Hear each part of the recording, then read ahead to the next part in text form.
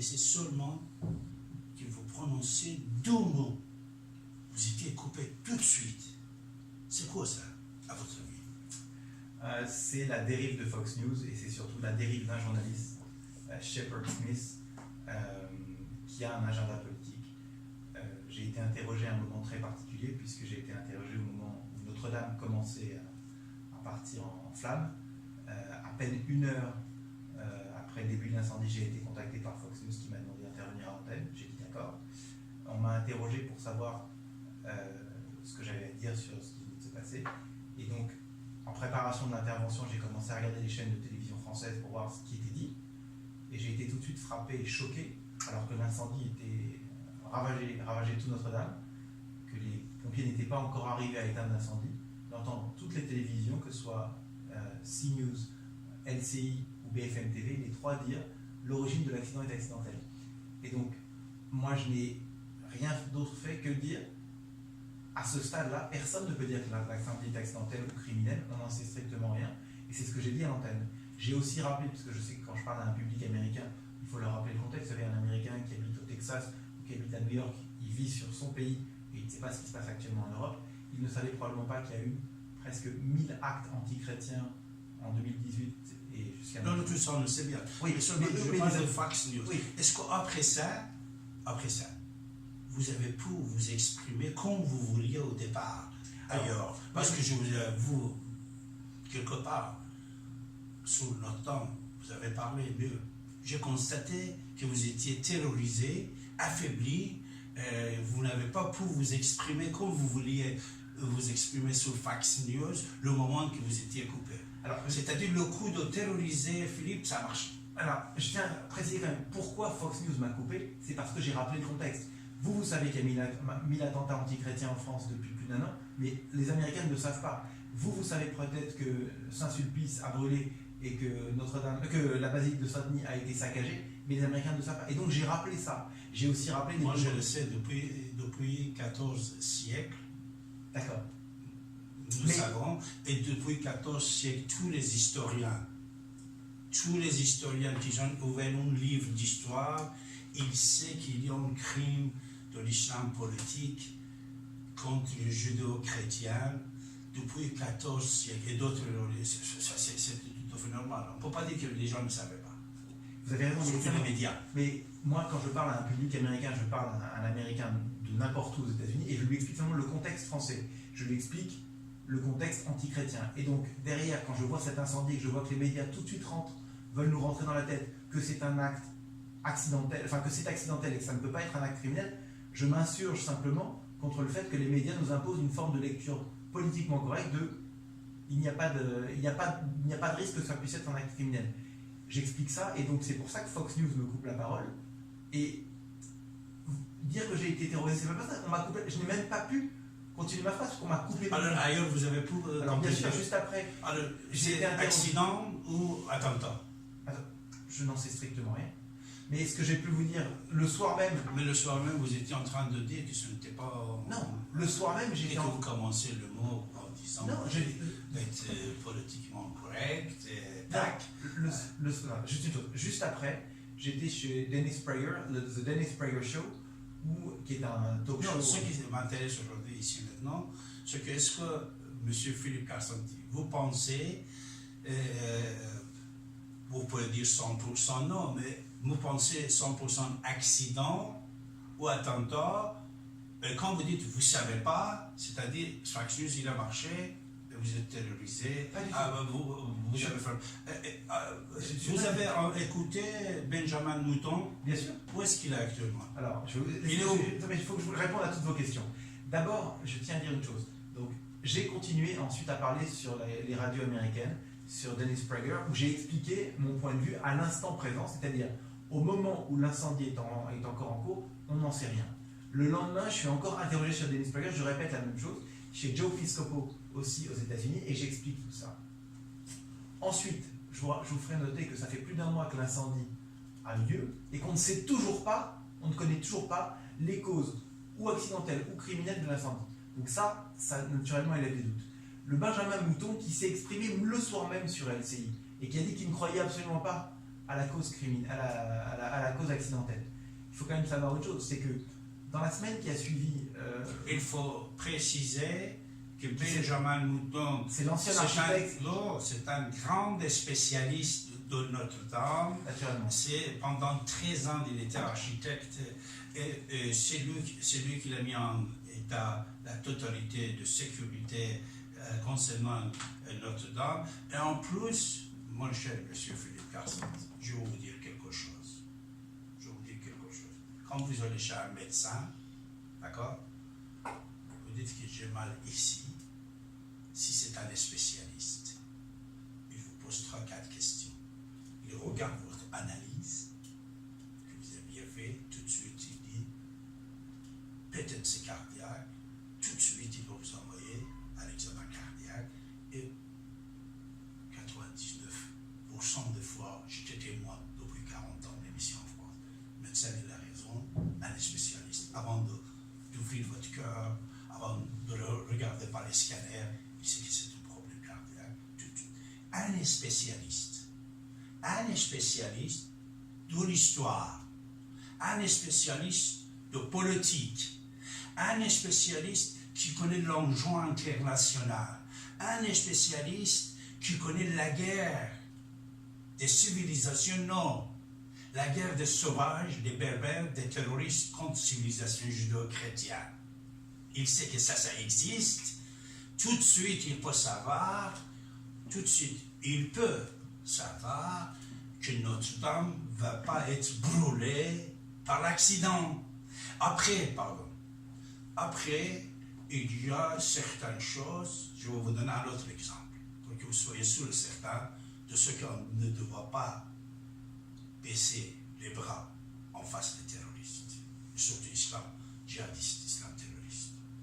Ce qu'il y a, vous savez, monsieur Philippe Karsanti, pourquoi on dit les djihadistes?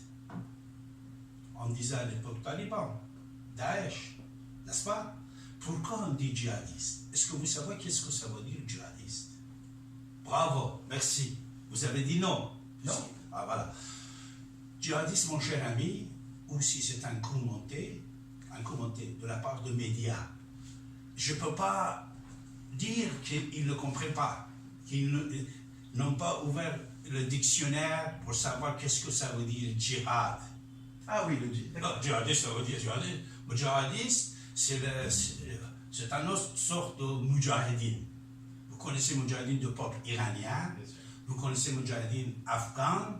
Ce sont les gens qui font guerre sacrée au nom d'Allah contre l'Union soviétique en Afghanistan. Le commandant Massoud, il faisait ça. Mujahideen de peuple, Massoud Rajavi et sa femme actuelle, ils font des combats contre un islam politique en Iran. Vous voyez, c'est du Mujahideen. Et puisque ce sont des musulmans, ils font ça au nom d'Allah. Allah, pour ça que Mme Rajavi toujours voilée. Alors, quand ici on dit djihadiste, ça veut dire celui qui est en train de faire guerre sainte. On donne la valeur à un terroriste. C'est un terroriste, c'est un mouvement terroriste. On est en train de donner des valeurs à son acte en disant c'est des mujahideen. Parce que exactement djihadiste, ça veut dire mujahid. Mujahideen. C'est mujahid dans le Coran. Même je peux vous citer le verset en Coran, en arabe, ce n'est pas de hadith. Un mujahid, allazina yujahiduna fi sabilillah, il a de la valeur, mon cher Philippe. C'est pour ça, vous les politiques, vous ne connaissez pas arabe. Vous ne connaissez pas les mots que vous prononcez tous les jours, sans savoir que vous êtes en train de donner une valeur à cet combat terroriste. Vous devez savoir et vous devez demander de changer. Autre chose peut-être que vous ne savez pas, permettez-moi de vous dire, pour pouvoir continuer notre débat, mon cher M. Philippe Karsanti. Le prophète de l'islam, comment il s'appelle? Quel est son nom? Mohamed. Merci. Mohamed. Alors vous savez que son nom vrai, c'est Muhammad. Mohammad. On dit Mahomet, on écrit même Mahomet. Vous savez que le synonyme de Mahomet, il est le contraire de Mohammed. Dans la langue arabe, c'est le contraire. Hein? Après, on va vous dire, non, Mahomet, c'est prononciation turque, tout ça, puisque je parle 5 langues, même turc, arabe, tout ça. Je vous dis, non. Mahomet s'était installé seulement en France. Et seulement c'est en France qu'on dit Mahomet. Ce n'est pas aux États-Unis. Et pourquoi? Bravo. C'est grâce à Voltaire. Parce que Voltaire, vous savez, il y a une écriture de Voltaire qui est interdite actuellement. Vous ne pouvez pas le trouver, c'est interdit. Les écrits de Voltaire sur l'islam. Sur l'islam, bien sûr. Et Mahomet, c'est-à-dire, c'est le contraire. Mohammed, c'est-à-dire quelqu'un que le Dieu il aime, élevé par le Dieu. Mahomet, c'est le contraire. Vous comprenez? Jusqu'à aujourd'hui, ce mot, il est en train de l'utiliser ici en France, puisque la France qui était le premier pays laïque, qui avait des gens comme Voltaire, qui avait beaucoup de gens qui connaissaient bien l'islam. Et là, dans l'histoire, on a écrit beaucoup. Vous comprenez? Il ne jouait pas comme les autres, ils ont joué. Alors actuellement aussi, c'est vrai, il ne faut pas faire peur aux gens, mais quand il y a nos soldats qui donnent leur vie en Afrique ou ailleurs, et ici on fait des cérémonies, Notre-Dame aussi c'est un soldat. Vous voyez ce que je veux dire? AZF, si vous le connaissez, ou des autres attentats que jamais même pas un an ouvert le dossier. C'est pour ça que les politiques, c'est pour ça que vous êtes un jeune homme politique plein de qualités. Si vous entrez dans le jeu international d'avoir peur, d'être terrorisé, d'entrer dans le système international, parce qu'il ne faut pas oublier, monsieur Philippe Karsanti, la totalité, non, une grande partie de politique mondiale, ils sont sous les bottes de pétrodollar. Le pétrodollar, autre chose, je vais vous dire, après je vais vous poser une autre question. Est-ce que vous savez le jour que l'histoire de Notre-Dame est arrivée, c'était quel jour? Le 15 avril. Il y avait une autre info très importante qui était sous l'antenne dès le matin de 15. Après cette histoire, on a oublié, même jusqu'à aujourd'hui, on n'en parle plus. Vous savez, ça c'était quoi? Non. La vente des armes, Yémen, Arabie Saoudite. D'accord. On est en train de parler de ça. Comme quoi, une note de service secret français a été sortie à ce moment-là, 15 avril. Mais ça, avant, vous ne le saviez pas qu'on vendait les armes. Ça, si, je crois que c'est une tout le monde information. le savait, bravo, merci. Tout le monde le savait. Quand M. Mohamed Ben Salman est venu ici à Paris, il a signé des contrats avec notre président bien-aimé Emmanuel Macron. On a annoncé que c'était des armements aussi parmi les contrats. Tout le monde le savait. Mais pourquoi le 15 avril, on va éclater cette information et après, on n'en parle plus. On n'en parle plus. C'est pour ça qu'il faut savoir que malheureusement, cette guerre-là, qu'il y a certains dirigeants courageux dans le monde, que ce soit des États-Unis, même jusqu'à l'Europe, ils ont eu le courage de dire qu'ils sont en train de faire la guerre contre l'islam politique, comme l'islam terroriste, comme l'islam djihadiste. Il dit, cette courage, ça existe, mais il ne faut pas être terrorisé, mais il ne faut pas décourager les gens de faire face et dire la vérité. Parce que jusqu'au moment, M. Karsanti, qu'on cache la vérité, qu'on aurait peur, tout de suite, on vous colle une étiquette complétiste. Alors, je vais répondre. Moi, je suis terrorisé par personne. Je vais vous dire tout simplement les choses. J'ai fait une critique du système médiatique français, du système politique. C'est-à-dire que le système médiatique français se plie au système médiatique qui a décidé d'imposer une lecture chaque fois qu'il y a un acte qui peut être d'une façon ou d'une autre lié à l'islam. La première chose, on vous dit c'est un accident. Ensuite, si on est contraint d'admettre que ce n'est pas un accident, on vous dit que c'est un déséquilibré. D'accord? Ensuite, si on s'aperçoit que ce n'est pas vraiment un déséquilibré, on vous dit que c'est un acte isolé. D'accord? Et ensuite, il y a le fin mot, c'est pas d'amalgame, cela n'a rien à voir avec l'islam, même si le type a proclamé partout à la Wakbar ou ce que vous voulez. Donc c'est ça, moi, ce qui me pose problème. C'est la lecture des médias qui nous impose. Quand vous avez parlé tout à l'heure du mot djihad, il y a encore un autre mot en France dans les médias qui est complètement fou. Le mot radicalisé. On vous dit il est radicalisé. Mais il y a des radicaux de droite, radicaux de gauche, il y a des radicaux libres aussi. Là, on peut dire qu'il y a tout un tas de choses. Le parti radical, ce n'est pas un parti extrémiste. Donc, et en plus, si on accepte le mot radicalisé, c'est quoi le radical d'un mot? C'est sa racine. Donc quand on dit qu'il est allé se radicaliser, il est allé à la racine de l'islam. Et c'est ça qui est très important. C'est de revenir sur les mots. Intégriste. Voilà. Non mais, à la racine. Et c'est pour ça que j'insiste bien. Vous avez parfaitement raison d'insister sur le sens des mots, mais moi, mes mots ont un sens. Et ce que j'ai voulu dire, et quand j'ai été interviewé sur CNews chez Jean-Marc Morandini, je ne sais pas si vous avez eu l'occasion de voir l'émission, Oui. voilà, mais donc, et sur d'autres médias, j'ai chaque fois dit une chose. Je ne suis pas scientifique. Je ne suis pas un expert en incendie. Je ne suis pas pompier. Simplement, j'écoute ce que me dit par exemple Benjamin Mouton. Et là, c'est très important ce que je vais vous dire sur Benjamin Mouton. La première chose, c'est que donc lui dit qu'il ne croit pas à l'origine accidentelle. Très bien, écoutons-le.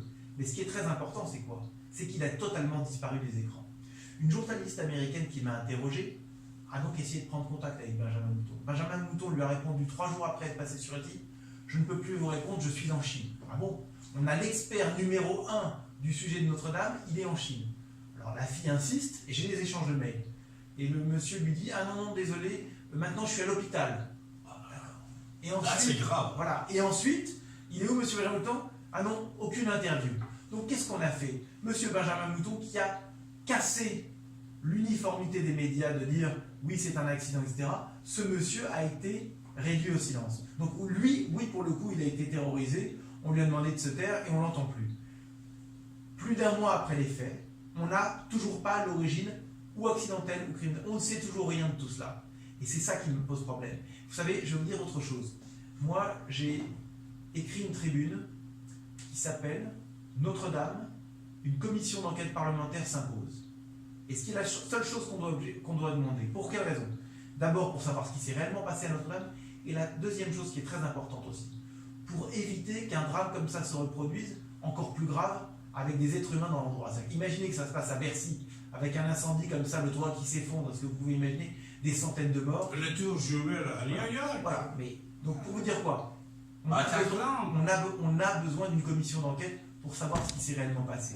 J'ai essayé de faire publier cet article dans plusieurs médias français. Ils ont refusé. Pas un seul média français n'a accepté, avec chaque fois des excuses complètement absurdes. Et je vous parle de médias qui ne sont pas des médias de gauche ou d'extrême gauche, avec des médias qui ont vraiment une liberté de parole. Mais sur ce sujet-là, on n'a plus le droit de parler.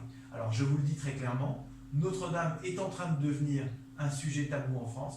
Et vous noterez une chose, la manipulation des médias est allée très loin, puisque derrière ça, on a eu le rideau de fumée médiatique sur la reconstruction. Alors tout de suite, on va le reconstruire. Ah oui, mais pourquoi on va le reconstruire? Donc ça a été la vraie polémique. Et la deuxième polémique, ça a été l'argent. Pourquoi ces gens-là donnent de l'argent et pourquoi ils bénéficient d'exonération fiscale? Mais le réel sujet de polémique qui aurait dû être l'origine de l'incendie, savoir d'où ça vient, eh bien cela n'a plus jamais été abordé et les médias vous interdisent de poser la question. Alors, business plan dans le politique national, international existe ou non? Business plan, ça existe? Oui, non, mais il y a beaucoup d'argent toujours en jeu. Business plan. Non, le plan. Vous êtes dans le politique. Oui, et dans Votre les parti politique, vous-même, vous avez des plans pour le demain, après-demain, pour le dimanche, pour le présidentiel. Vous faites des plans, vous faites des projets. Ah, vous êtes un businessman aussi, parce qu'il y a besoin d'édiciennes ou d'autres, et financiers. Surtout votre père. Alors, business plan dans le politique existe ou non? Alors, dans la politique, je pense que, vous savez, j'aurais aimé qu'il y ait un business plan. J'aurais souhaité qu'il y ait un business plan. J'aurais souhaité qu'il y ait une stratégie. Aujourd'hui, j'observe que le monde politique a été complètement en France. Je vous coupe tout de suite. Le business plan existe partout. Par exemple, Donald Trump, il devient président de la République des États-Unis. Est-ce que vous savez qu'il avait fait son business plan? Vous savez que dans Smith, le feuilleton américain, que tout le monde le regardait. Les Simpsons. Voilà. Vous savez qu'il a en 2003, il est président de la République des États-Unis. Vous savez ça? Vous avez vu ça? Alors, Trump, il avait des business plans pour arriver à ce point-là. Il est arrivé. Vous comprenez? Nicolas Sarkozy, quand il avait 10 ans, sa mère, qu'on ne dit pas, on ne vous dit pas, mais sa mère, Madame André Malak, qui est d'origine iranienne, Non, c'est... Salonique. Je sais. Ouais. Écoutez, à l'époque, il ne faut pas dire le plan que vous voyez aujourd'hui, ce n'était pas à l'époque. Il y a déjà 100 ans, 150. Quand on parle des ancêtres, vous voyez, comme le Labrador et les autres, l'origine, il est perse-iranienne. Surtout comme tous les juifs, on descend de vers Caspian. Adam et Ève là-bas, Mordechai, il est toujours en Iran actuellement, Esther en Iran, Daniel et tout ça. Non, on ne va pas parler de ça. Mais vous savez, quand Sarkozy avait 10 ans, il dit à sa maman, à Madame André Nana, je veux devenir président de la République. Et il devient président de la République. Il avait un business plan, Sarkozy. Toutes les grandes personnalités dans le monde, comme tous les grands partis politiques, ils ont des business plans. Business plan, ça veut dire le projet. Vous voulez faire une société SARL avec 7 500 €, on vous demande votre business plan. Alors, dans la politique, vous voulez gérer la France, vous avez le business plan. Ça va, d'accord, oui ou non? Non. Je veux dire pas. Là, je ne suis pas d'accord avec vous. C'est que je pense que vous leur accordez, pour les avoir côtoyés, les hommes politiques, vous leur accordez beaucoup trop de réflexion et que j'ai l'impression qu'il y a beaucoup moins de stratégie et qu'il y a beaucoup plus d'accidents positifs ou d'accidents négatifs. Vous voyez, par exemple, si vous prenez l'exemple d'Emmanuel Macron, comment il est devenu président? Il est devenu président avec deux choses. Avec l'élimination de Manuel Valls à la primaire socialiste, qui était globalement imprévisible, mais donc avec la montée de Benoît Hamon, qui est un candidat stupide. Comment il a réussi d'éliminer... Oui, comment? Et le deuxième point... C'était par accident? C'est limite. Non, laissez-moi finir. S'il vous plaît. Non, je sais. Non, mais je vais finir. Et c'était par accident? Attendez, laissez-moi finir juste. Et l'élimination de François Fillon. Non, mais d'accord, mais l'élimination de François Fillon. Si François Fillon. C'était un business plan, François Fillon. Laissez-moi finir. Si François Fillon n'avait pas gagné la primaire à droite et que ça avait été par exemple Alain Juppé, il n'aurait pas trouvé cette opportunité. Donc il y a des moments, il y a des chances, c'est la chance, ça a été la chance d'Emmanuel Macron, des accidents de parcours de certains qui font émerger quelqu'un. Et là aujourd'hui on a eu plusieurs choses, on a eu aussi le fait que François Hollande ne puisse pas se représenter, le fait que Manuel Valls saute, le fait que François Fillon saute, et la chance pour lui d'avoir se retrouver au second tour face à Marine Le Pen. Donc je crois que moi je suis beaucoup moins... pour avoir côtoyé ces hommes politiques et pour avoir vu la médiocrité de la plupart des hommes politiques, je crois beaucoup moins à leur stratégie et beaucoup plus à leur chance pour certains et à leur malchance pour d'autres. Merci. On a le droit d'être en désaccord. Bien sûr, je respecte bien vos idées, mon cher ami, mais je vais vous confier quelque chose. Parce qu'il faut le dire, pourquoi? Puisque je veux que vous ayez de loi, c'est important, c'est très public. Un homme de courage doit rester toujours courageux. Mon cher ami, tout marche avec le business plan. C'est vrai que votre parti politique, peut-être les Républicains, il n'a pas eu le business plan, c'est pour ça qu'on a changé plusieurs fois de nom, plusieurs fois de tête, mais tout le monde et tous les partis politiques ne sont pas comme votre parti politique. Tous ne sont pas comme ça. Et nous sommes en avril 2016. En avril 2016, Macron, il a invité au CRIF, je dis là, non. À hôtel. Non, je vous explique très clairement, je ne vais jamais au rythme du CRIF. J'ai été invité de longues années au dîner du CRIF, je continue à recevoir leur invitation, je n'y vais pas. C'est pas grave, mais ce que je veux dire, Macron, il est venu là-bas pour présenter son parti politique. D'accord? C'était le deuxième projet qu'il faisait pour la création de ce mouvement politique. Le soir même, Roger Coquerman était là et beaucoup d'autres personnes. J'ai dit, futur président de la République, Macron. Je serrais la main avec lui. Il a dit non, je ne suis pas candidat. Après, j'ai dit, tu es le prochain président de la République. Ma femme, elle me fait comme ça veut dire, pourquoi tu insistes? Hein? Mais j'ai dit, vous avez fait un bon président, beau gosse, président de la République. J'ai dit non, Hollande, le président Hollande, il n'a pas encore prononcé tout ça. Mais c'est 8 mois après qu'il était candidat. Ici, c'est la réponse à la question que je vous ai posée au départ, qu'un spécialiste. Je ne suis pas un voyant, mais je suis un spécialiste quand même. Un spécialiste, quand tu vois des choses, quand tu vois comment ça marche dans ce monde-là, etc., nous pouvons constater que c'est comme ça qu'il s'est avoué. Pour votre ami Nicolas Sarkozy, David Abbassi, je l'ai écrit en noir et blanc. en noir et blanc, un an avant l'élection présidentielle, un an avant. Je l'ai écrit, j'ai dit, tu vas devenir président de la République à condition, j'ai précisé quelques lignes, j'ai dit, tu es futur président de la République de la France, mais il faut être comme un roi, il ne faut pas être comme un candidat. Attaquer ça, attaquer à droite, attaquer à gauche, certainement, il était président. Ça, pour lui, j'ai écrit, pour Macron, on était chez les CRIF, il y avait des sages, des gens là-bas. Vous voyez, qu'est-ce que je dis? Ça, c'est business plan, mon cher ami. Vous devez avoir des business plans. Moi, au moins, je vais recevoir M. Philippe Carsanti, puis quelques jours en entrée. Au moins, le soir, hier soir, pourtant, jusqu'à 2h du matin, j'avais mon émission, mais au moins, dans la voiture, même avant-hier, j'avais réfléchi à certaines questions. Je fais des business plans pour l'émission. Alors, comment ça se fait que je veux gérer un pays, on vit le même noyau? Il faut avoir des business plans. Je vais dire une chose. Si vous voulez parler d'une stratégie, oui, naturellement, par exemple, Nicolas Sarkozy a une stratégie de faire échouer la droite le plus possible à chaque fois pour être sûr d'être arrivé le seul recours. C'est-à-dire que là, son rêve, c'est que François-Xavier Bellamy fasse un score mauvais aux élections européennes, que Laurent Wauquiez apparaisse comme un mauvais leader pour qu'on vienne chercher Nicolas Sarkozy après 2020 en disant finalement, on n'a que toi comme sauveur pour venir nous sauver. Oui, ça, c'est la stratégie de Nicolas Sarkozy. Et tant que Nicolas Sarkozy ne sera pas, je dirais, empêché ou judiciairement ou physiquement d'être candidat, il sera toujours potentiellement candidat. Et il pourra dire le contraire, personne ne pourra le croire. Il ne pense qu'à ça, il ne fait que ça, et il ne vit que pour ça. Donc là, vous avez raison pour certaines personnes. Et c'est d'ailleurs pour ça qu'il n'a fait monter que des médiocres. Le problème de Nicolas Sarkozy dans son quinquennat, c'est qu'il n'avait autour de lui que des gens médiocres, et tous les gens intelligents, il les a éliminés les uns derrière les autres, pour être sûr d'être le seul à briller. Bon, ben, résultat, son étoile a pâli, il ne brille plus, mais il a mis en place une équipe, et même s'il y a forcément quelques personnes bien chez les Républicains, l'équipe qui a été mise en place à la tête des Républicains n'est pas une équipe pour gagner une élection présidentielle, n'est pas une équipe destinée à faire gagner la droite.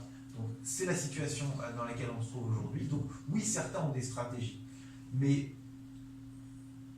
mon analyse est beaucoup plus pragmatique que la vôtre, qui est de voir quelque chose, un grand plan très défini. Nicolas Sarkozy, son seul but aujourd'hui, c'est de faire en sorte d'être le seul à droite pour briller. Et le seul but en face d'Emmanuel Macron, c'est de faire en sorte que la droite n'existe pas pour se retrouver face à Marine Le Pen et pour dire à chaque fois « je suis le seul rempart contre le fascisme, contre l'extrême droite, contre tout ce que vous voulez, donc il faut voter pour moi ». Et c'est chacun a sa stratégie un petit peu malsaine et malhonnête, et c'est ça qui est regrettable. C'est que naturellement, dans cette lecture de la politique, il n'y a aucune place pour la réflexion et pour les idées intelligentes. Vous êtes un rebelle, vous êtes un rebelle au système, à votre parti politique. C'est pas que je suis un rebelle, c'est que moi je suis libre. Non, un rebelle, ça veut dire que certaines choses, vous voulez les changer. Hein. Oui, mais je suis libre, c'est-à-dire que je suis libre de dire que. Je veux dire une chose, je pense ces choses-là. Parce que quand on est jeune, on est rebelle. Oui, mais je pense que j'ai passé. Papa, maman, même avec notre parti politique, même avec la maîtresse, vous voyez, ou le maître, vous voyez. Je pense que j'ai passé. C'est-à-dire avoir des idées. Alors j'ai des idées, mais je pense que j'ai passé l'âge d'être jeune et d'être rebelle. La rébellion, quand on se rebelle, c'est qu'on pense qu'on peut encore faire bouger les lignes. Aujourd'hui, les choses sont tellement lancées, le système est tellement. Le train est tellement sur des rails qu'il est très difficile de faire changer les Républicains, qu'il est très difficile de faire changer le système autour d'Emmanuel Macron, et c'est pour ça que je ne m'y attaque pas. La seule chose qui m'intéresse, c'est de continuer à publier des livres pour changer les idées, pour essayer d'influer sur le débat politique. De la même façon que le fait Éric Zemmour. Éric Zemmour écrit des livres pour agir sur les idées des Français et agir sur l'esprit français, pour faire évoluer la société, et c'est pour ça qu'il ne s'engage pas en politique. À mon faible niveau, j'essaye de publier des livres pour changer les idées, pour éclairer le débat intellectuel. Avez-vous peur de l'islam politique? Naturellement. Enfin, peur. Je pense que c'est pas une question de peur. Je pense que c'est un grand danger pour. Non, écoutez, pardon. Permettez-moi de vous dire, les hommes politiques, vous savez, quand ils sont rebelles, rénovateurs, avec des idées pour changer tout, comme Macron. Macron, c'est quelqu'un qui veut tout changer. Et c'est pour ça qu'actuellement, il est face aux Américains, face aux Allemands, face aux Britanniques.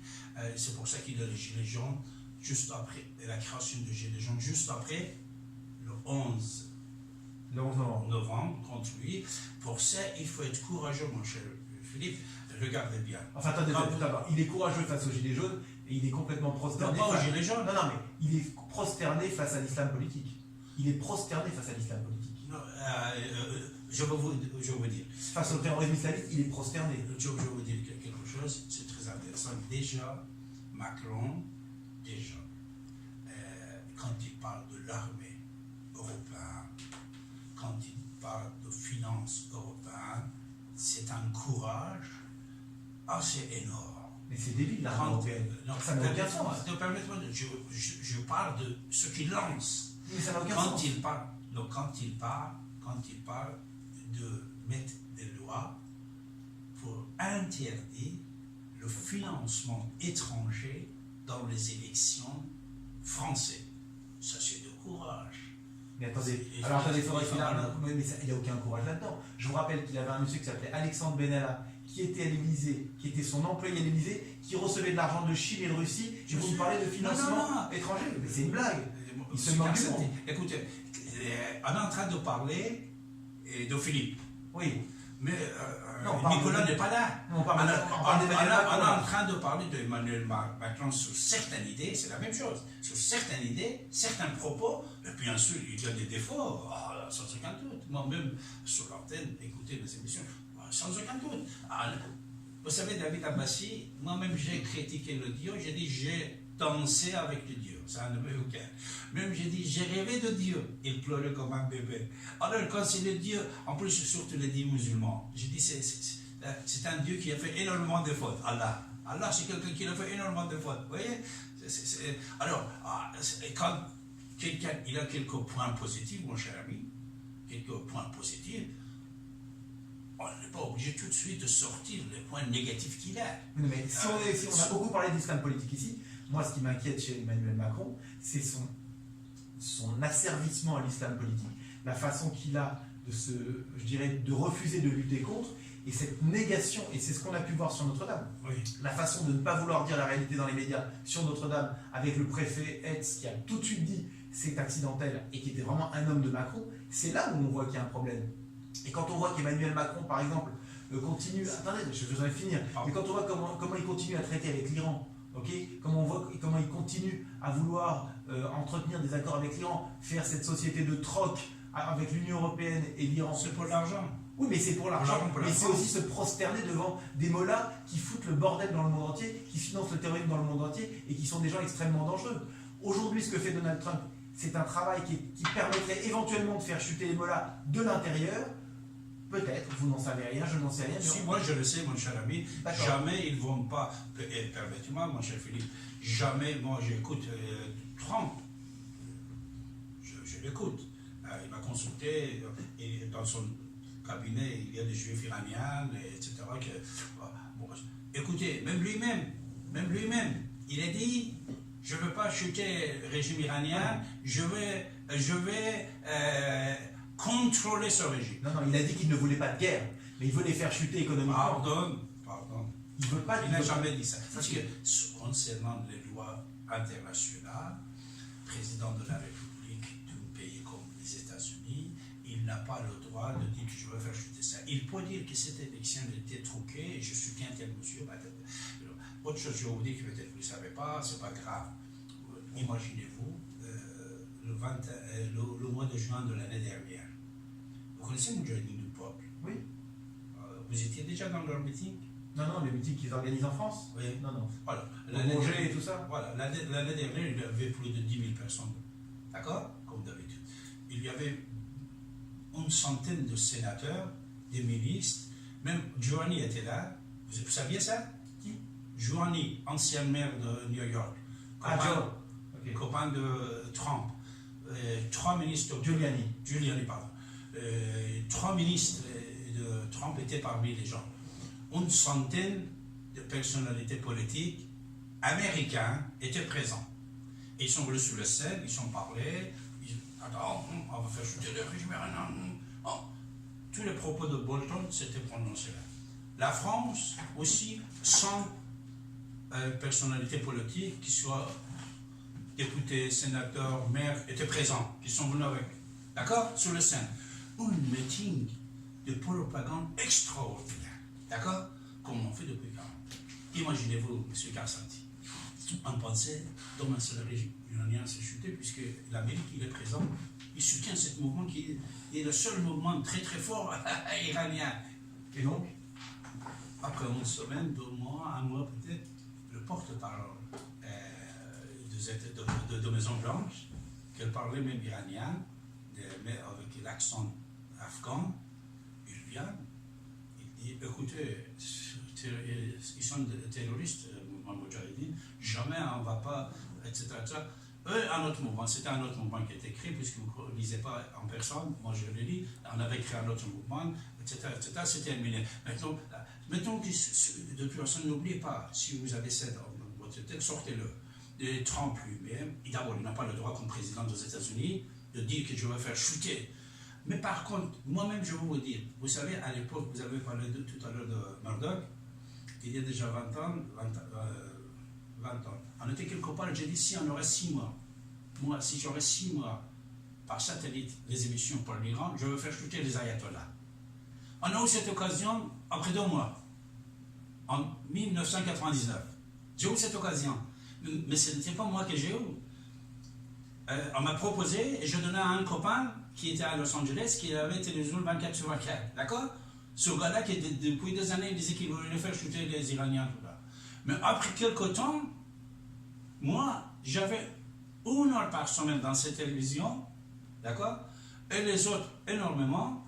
Et après, c'était du business. Et après, même, c'était oublié. Et même après, c'était Eutelsat et Globecast qu'on a vendu une centaine de chaînes de télévision. Tout était oublié. Pour faire chuter le régime iranien, nous avons des projets. Actuellement, en Iran, partout, les gens, qu'est-ce qu'ils disent? Ils disent vive le père de Shah d'Iran. Le père.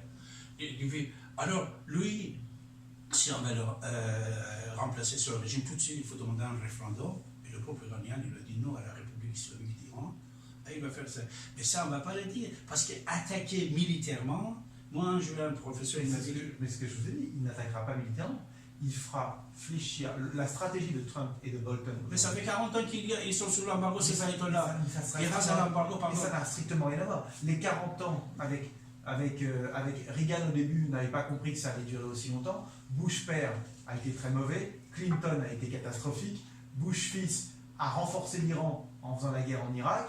Et Obama je dirais, a été complètement vendu à l'islam politique dès son premier jour. Donc, parce qu'il était musulman. Ça, en tout cas, il a eu une éducation musulmane. Il est allé en madrasa, etc. Mais ce que je veux vous dire maintenant sur Trump, c'est que c'est le premier à tenter cet étranglement du système de façon économique. Et ce qui est incroyable, et c'est pour ça que je trouve que Macron n'a aucun courage là-dessus, c'est que Macron vient avec... Donc Macron, il pense, parce que je ne veux pas défendre Macron, je ne veux pas parler au nom de Macron. Mais je voudrais juste dire en phrase. Il tente de leur donner une bouée de sauvetage avec ce système de troc qui est mis en place avec les autres pays européens et qui est un scandale. Il faut faire chuter ce régime iranien qui soutient le terrorisme dans le monde entier, qui a reçu 150 milliards de dollars à l'époque de Barack Obama pour continuer à financer le terrorisme dans le monde entier. Regardez, où que le terrorisme prospère, il y a l'Iran derrière. C'est vraiment un régime qui doit être éradiqué et principalement de l'intérieur. Mais ce n'est pas le but. Le but, c'est de question pétrodollars. Pour faire chuter les ayatollahs iraniens, si on va les faire chuter, comme Trump il a dit dernièrement, ça sera fait par les Iraniens eux-mêmes, mais le plan, ce n'est pas le petit plan qu'on fait à droite à gauche, parce qu'actuellement, je vous dis quelque chose.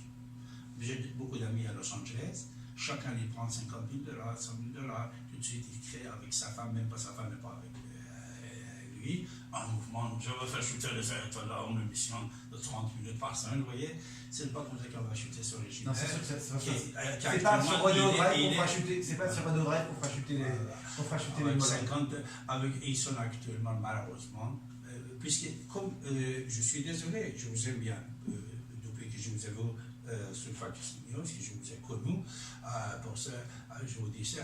Quand ce n'est pas seulement vous, beaucoup d'autres personnes ne savent pas le mot djihadiste, qu'est-ce que ça veut dire, ils l'utilisent tous les jours. D'accord?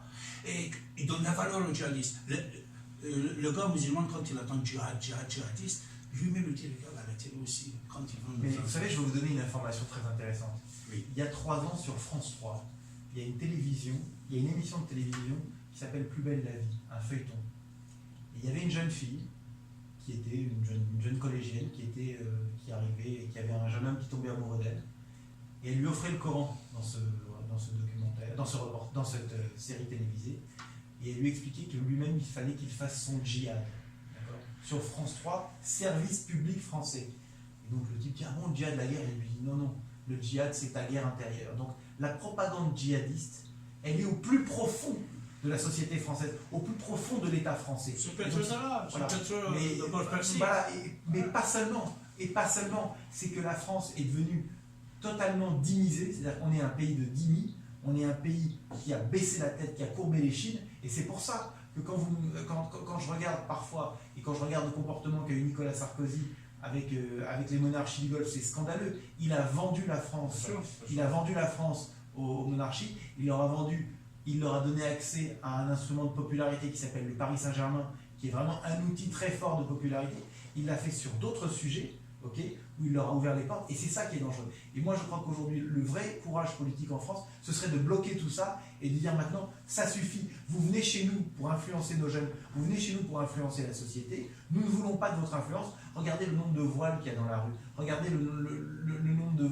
C'est incroyable, cette islamisation progressive de certaines banlieues, et même de proches banlieues, et même de Paris, est inacceptable.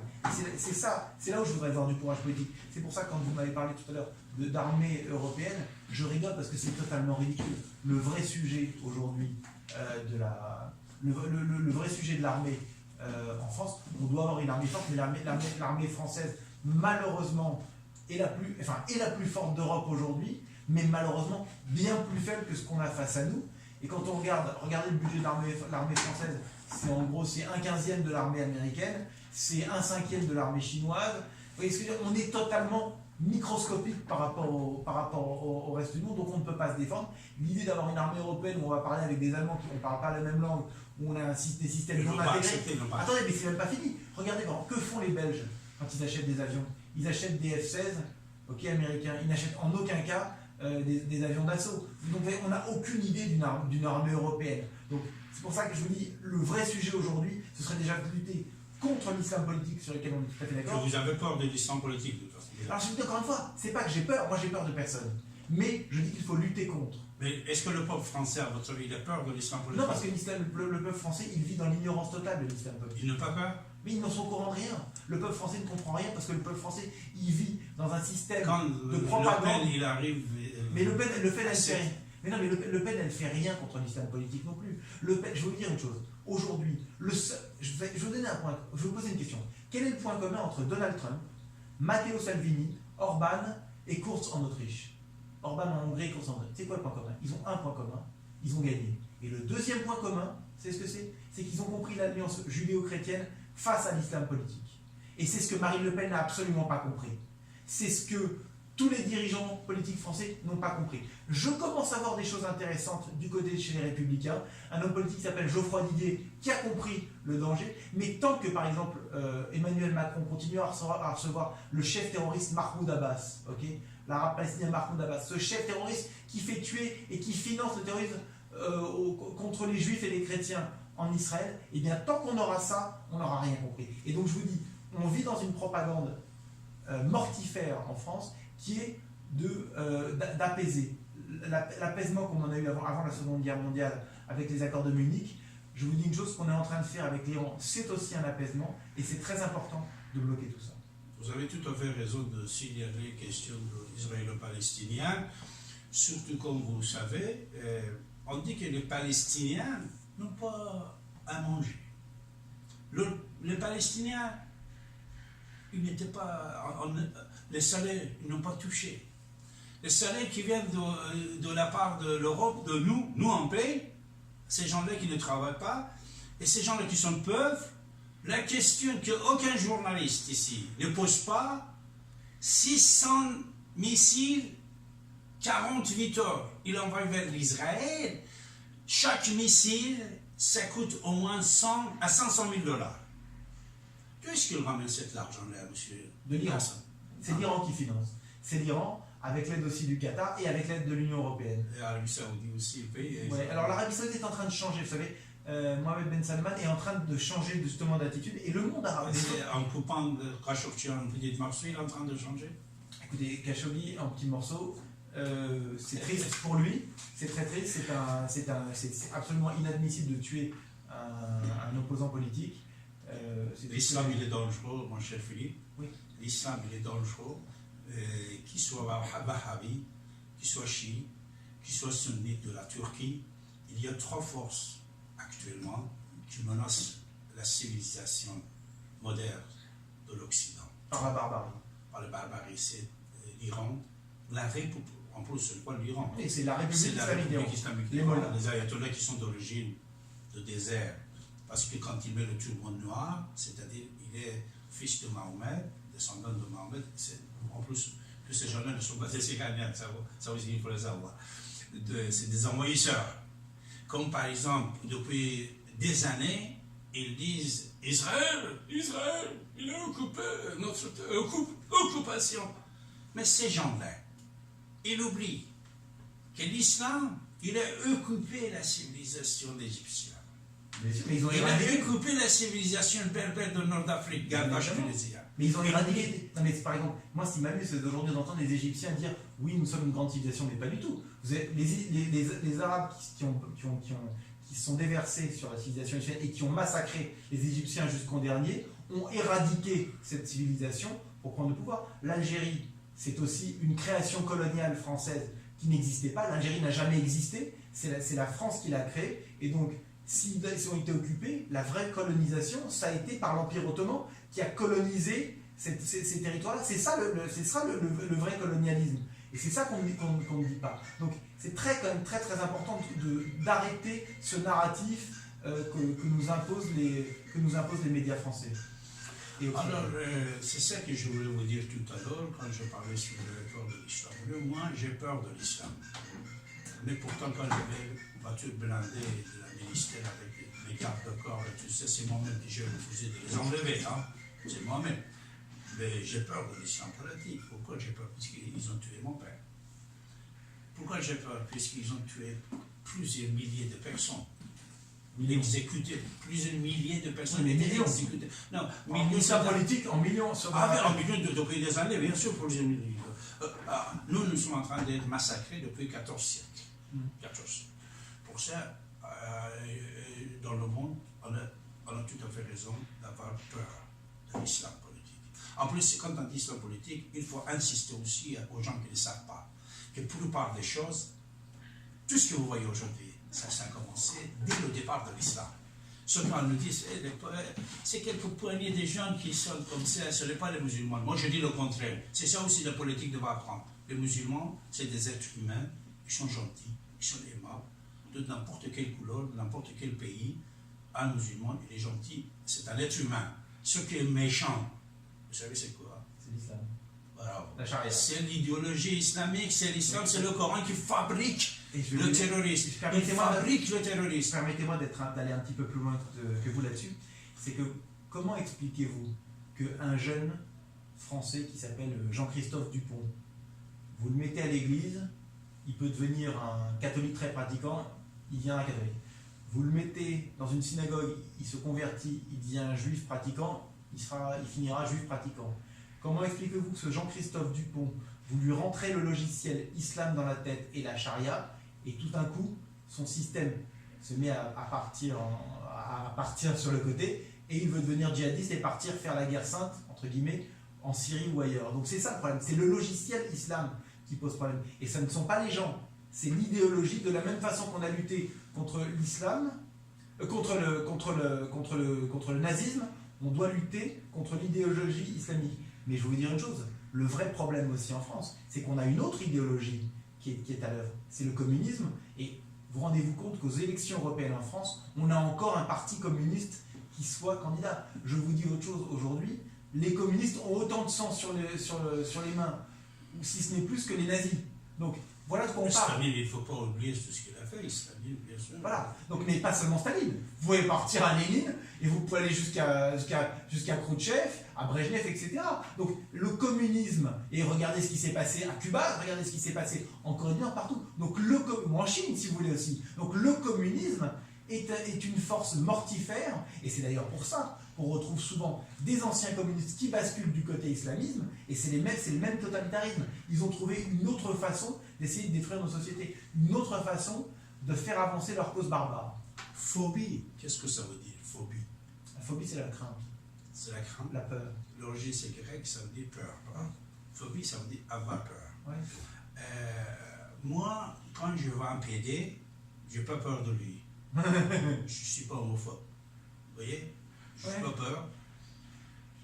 Ça aussi, je vais vous dire, puisque je vois chez vous une brillante pensée qui peut être très intéressante pour servir la République laïque française dans ce combat historique qui va avancer. Les gens comme vous doivent avancer dans cette société politiquement. Alors, mais par contre, les Égyptiens, les Perses, les Marocains, Tunisiens, les Libanais, partout dans le monde, les gens qui vivent parmi les musulmans, qui chaque jour envoient leur calissat, leur église, leur temple est attaqué, brûlé, ces gens-là aussi massacrés. Ils ont tout à fait raison d'avoir peur de l'islam. C'est pour ça autre chose qu'il faut mettre en état en France et dans le monde entier, c'est que islamophobe, ça aussi c'est une art pour vous frapper, de frapper les autres. Il faut expliquer aux gens, expliquer dans les médias que islamophobe, ce n'est pas la même chose que homophobe. Non, de toute façon, parce moi, que j'ai pas on n'a jamais vu un homosexuel. Ils sont tellement sympas. On n'a jamais vu un gros homosexuel venir se faire exploser dans une boîte hétérosexuelle. Voilà. C'est-à-dire ces gens-là, même pour les parler, c'est des gens très aimables, gentils, humains. On n'a pas peur. Mais un islamophobe, c'est-à-dire, comme vous venez de dire, dès que le logiciel est activé dans la tête de l'individu musulman, même s'il est un ingénieur, s'il est un pilote d'un avion, s'il est un médecin, s'il est n'importe quoi, il peut devenir terroriste seulement puisque il veut voir que ça se noté dans le corps. C'est pour ça que moi je prône une chose importante, c'est le principe de précaution par rapport à l'islam. C'est-à-dire qu'on vous explique que si on met un produit sur le marché, par exemple, on prend cette bouteille d'eau, on la met sur le marché, on doit vérifier que la composition d'eau est bonne. Aujourd'hui, on a une idéologie qui est mise sur le marché mondial qui s'appelle l'islam et qui dérange et qui détraque une grande partie des cerveaux. Et donc, je dis très important, surtout si on va à la racine, c'est-à-dire au radical, aux racines de ça. Et donc, c'est pour ça que je dis, il y a un principe de précaution, une étude qui devrait être faite pour savoir si on ne doit pas amender l'islam de façon, alors là, pour le coup, vraiment radicale, et retirer de ces textes tout ce qui est incitatif à la haine et à la violence. Bravo, exactement. Monsieur Philippe Arsanti, si demain c'est les élections présidentielles en France, vous pouvez ne pas répondre, hein, mais je vois que vous êtes courageux, n'est-ce pas? Vous pouvez répondre.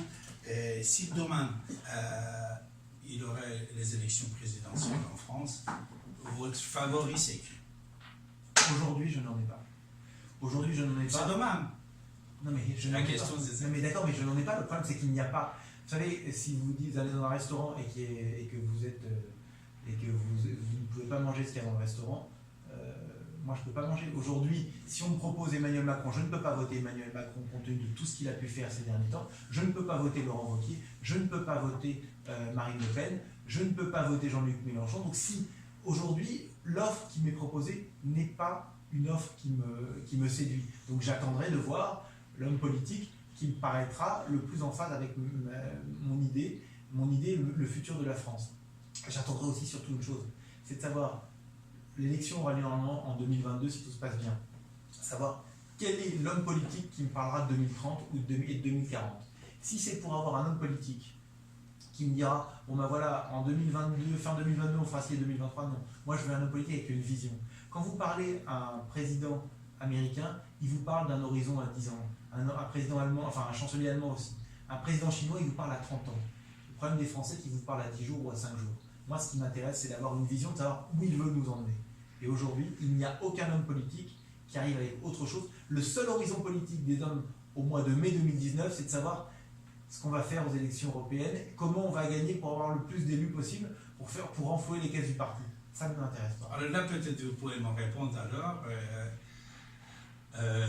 dimanche prochain, quel sera le premier et deuxième gagnant de cette élection? Alors, très clairement, votre avis? Pour les élections européennes du 26 mai 2019, je pense que le candidat du Rassemblement national, Jordan Bardella, sera numéro 1. Malheureusement, parce que je souhaiterais qu'elle soit encore plus basse, Nathalie Loiseau, la candidate d'Emmanuel Macron, qui est une catastrophe absolue, sera numéro 2. Je tiens à rappeler quand même, pour vos auditeurs, qui est Nathalie Loiseau et surtout qui il y a dans son équipe. Il y a des gens comme Fabienne Keller, qui était sénatrice de Strasbourg, et qui a favorisé tout l'islam politique sur place. Elle a un type qui s'appelle Pascal Durand, qui est un type qui soutenait Marwan Barghouti, le chef terroriste palestinien, et qui prône le boycott d'Israël. Donc elle a vraiment des gens totalement infréquentables sur sa liste, vraiment plusieurs. Ça, c'est une première chose. Et donc, moi, je souhaiterais qu'elle soit en dessous de 20%, qu'elle soit le plus bas possible. Et j'aimerais bien que le candidat des Républicains, François-Xavier Bellamy, soit le plus haut possible. Un rêve, ce serait qu'il passe devant Nathalie Loiseau, mais visiblement, les chiffres ne lui semblent pas donner ces chances-là, mais ce serait formidable. Et en tout cas, naturellement, le candidat du Rassemblement national sera premier. Le candidat, quand vous l'écoutez, quand vous voyez ce qu'il a proposé, c'est sûr qu'il est très bon. Ça n'est pas mon candidat, mais c'est un très bon candidat et elle l'a bien choisi. Quand on voit la différence de choix, de directeur des ressources humaines, directrice des ressources humaines de Marine Le Pen qui a choisi ce Jordan Bardella de 23 ans exceptionnel, et Nathalie Loiseau qui est une catastrophe ambulante, on se dit que vraiment il a un problème Emmanuel Macron. Mais je pense que c'est un jeu cynique aussi de sa part. Il est en fait très content qu'elle soit une mauvaise candidate et qu'elle ait un mauvais résultat. Pourquoi? Pour dire, regardez, je suis le seul à pouvoir être le rempart contre le fascisme et l'extrême droite. Et ça, c'est un calcul cynique qu'il faut dénoncer. Morgane?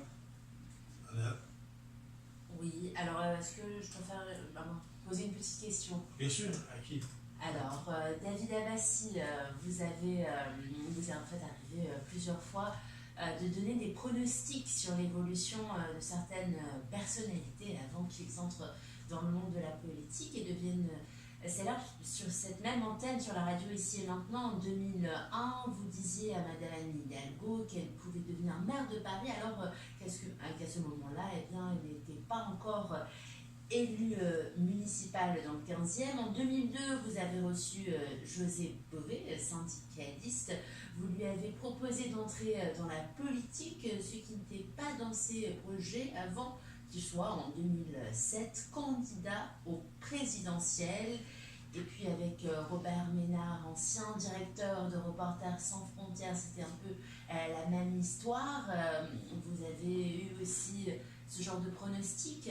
Vous avez parlé de la fin de Yasser Arafat avec monsieur Eli Barnavi, ambassadeur d'Israël, et un an après, c'était effectivement la fin pour lui, pour Yasser Arafat, donc comme vous l'aviez prévu.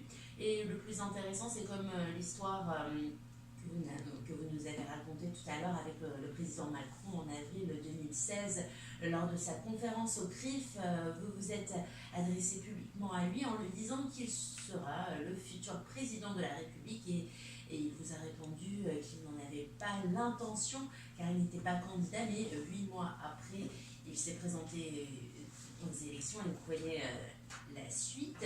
Et aujourd'hui, comme vous recevez M. Philippe Karsanti, est-ce que vous avez un pronostic, une petite idée? Est-ce que vous voyez en M. Philippe Karsanti un futur dans le monde de la politique, vous le voyez comme maire, ministre ou autre chose? Je ne sais pas si vous avez quelque chose à me dire par rapport à ça.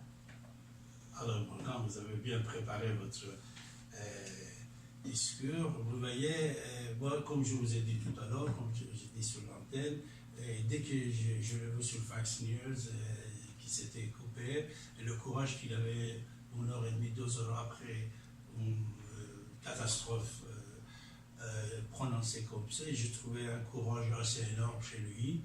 Cet courage, je l'admirais. C'est pour ça que même on a diffusé vos propos avec l'autre 3 fois sur notre antenne ici. Mais toujours ça dépend à lui-même.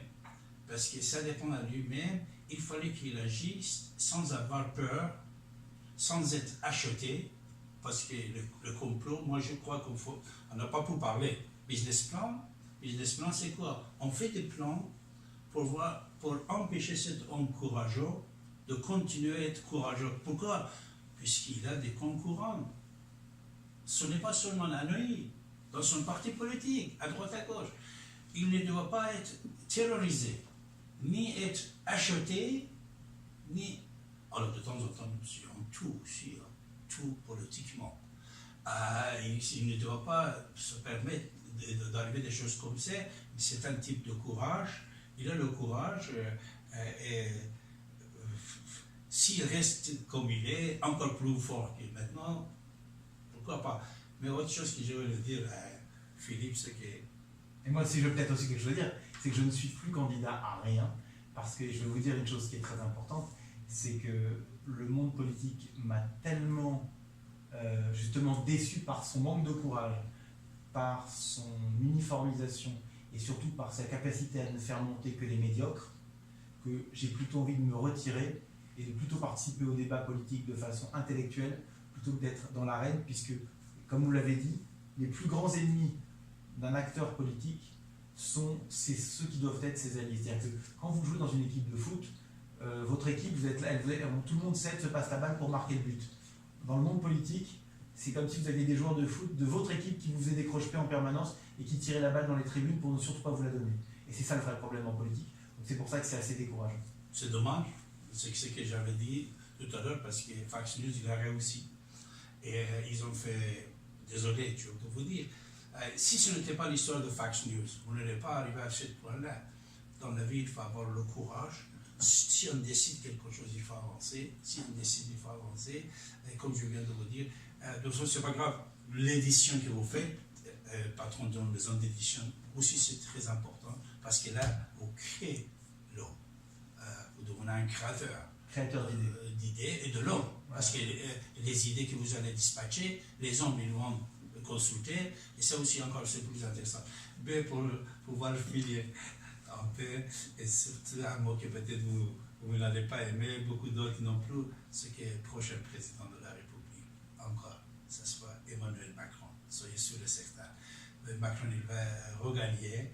Et pourquoi? Puisqu'il y a des business plans, il y a des projets.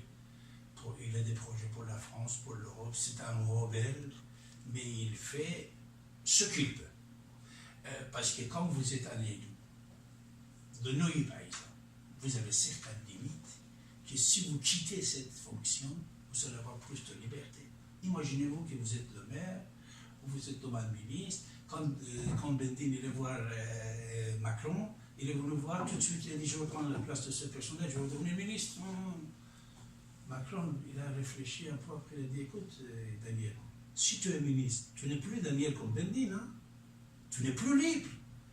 Parce que la responsabilité que vous prenez, c'est comme vous emprisonnez, vous et vos amis. Je comprends ce que vous dites. Je vous dis simplement une chose. Moi, qu'Emmanuel Macron reste président, s'il change, si c'est pour le mieux, pourquoi pas, mais en tout cas, de toute façon, à la fin des fins, il faudra choisir entre les différents candidats. Si c'est le meilleur candidat qui reste à la fin, si face à lui, il a Marine Le Pen et je ne sais pas quel crétin que la droite nous produira, ben peut-être que je voterai pour lui. J'ai voté pour lui au second tour d'élection présidentielle en 2017. La question est vraiment pas... Moi, je suis un pragmatique. J'insiste, ça dépend de ce qu'aura fait la personne et de ce qu'elle proposera. C'est surtout ce qu'elle aura fait, parce que les propositions, on sait à quoi engager les promesses, il y a que ceux qui les écoutent qui sont engagés.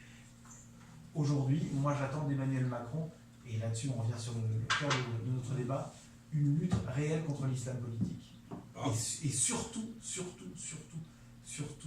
je dirais, arrêter de manipuler l'opinion de façon aussi cynique pour faire monter Marine Le Pen d'un côté, pour ne se montrer que contre le rempart face à elle. Parce qu'il y a ce petit jeu-là, il ne faut pas oublier une chose, c'est qu'il peut perdre aussi. Il peut aussi perdre. Tout le monde peut perdre à ce jeu. Je vous soutiens 100% dans cette demande. Merci, monsieur Philippe. Merci de votre Merci accueil. Merci Merci à beaucoup. vous. Merci. Merci Morgan. Merci Samy. Et à bientôt.